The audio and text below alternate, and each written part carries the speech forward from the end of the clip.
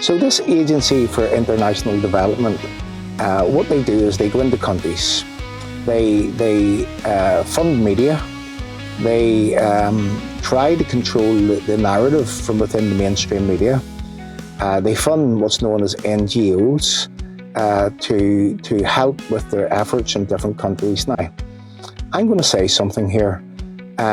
Just a few years ago in an expose, we exposed that how the CIA were working in Northern Ireland from as far back as what we can see is 1985. How that through a CIA slush fund, what was known as Atlantic philanthropies were seeking out and funding people, and this is their words, funding people with the right narrative. So USAID is just another string to that bow.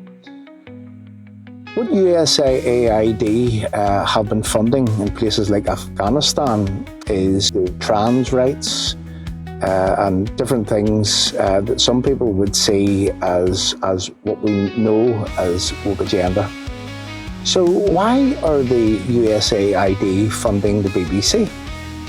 An old saying from Northern Ireland in the past is that he who pays the piper gets to call the tune. Now, I wonder who is controlling the BBC, and I wonder who is actually creating the narrative for the BBC when it comes to the mass, uncontrolled, uncontrollable, unquantifiable and unidentifiable immigration, which is affecting all communities across the United Kingdom and all countries across the EU, the Western world, and in America itself.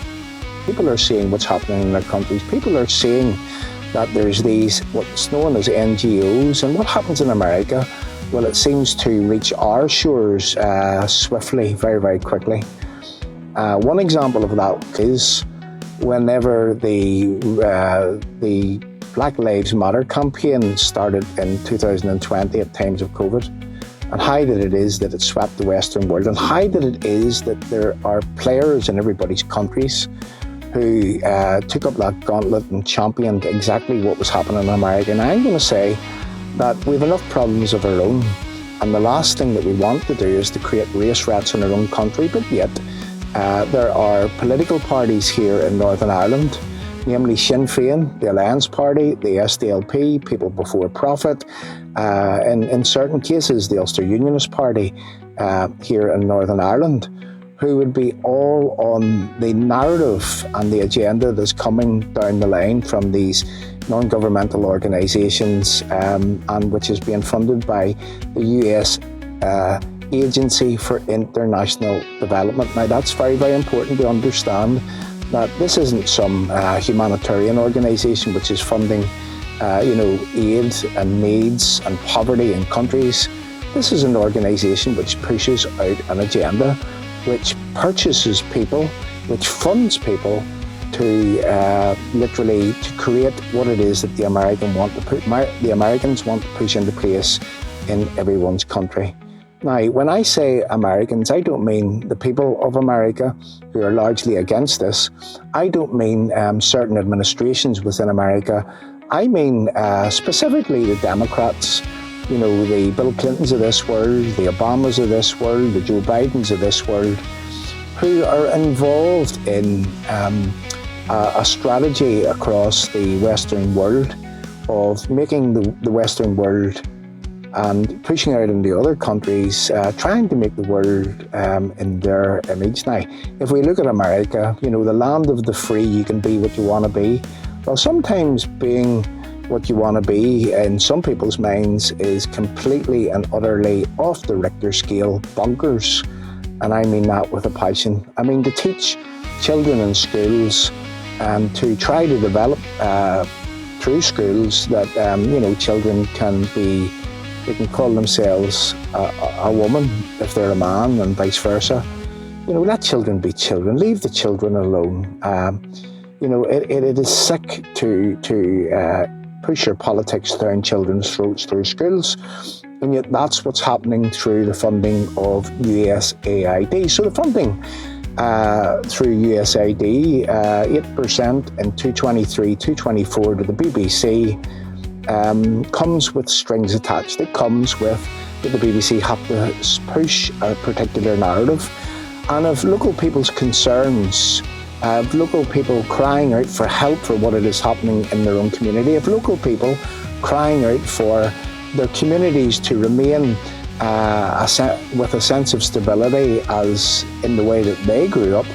Well, if those concerns are run contrary to the agenda being pushed out by USAID and their multitude of paid lackeys, well then, the people that would be having concerns with reference to what's happening, they would be fair game for the mainstream media to come after them, to attack them, and to try to paint them as something they're not, to try to paint them as far-right, fascist, racist, and all manner of horrible language directed towards ordinary people with concerns.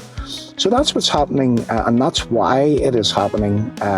It's because of funding. Something that was happening from within the Labour Party, Tony Blair's establishment, from way back in the early 90s. Now, he called it a Marxist strategy, and this strategy is called comprador and comprador class. Now, what does that mean?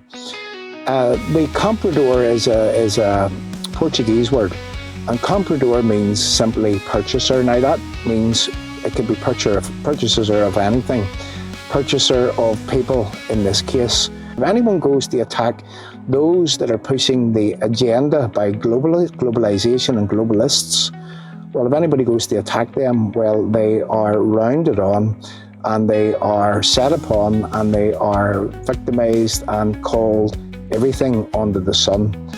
When we look at Northern Ireland, we see that both Sinn Féin and the DUP have become comprador in our countries. And what they do is that to get funding in Northern Ireland, you have to go through some of these groupings, the Executive Office, and if you're a good boy, if you're not speaking out against the DUP, if you're not speaking out against Sinn Féin, well, you'll get your funding, and well, everybody seems to be happy.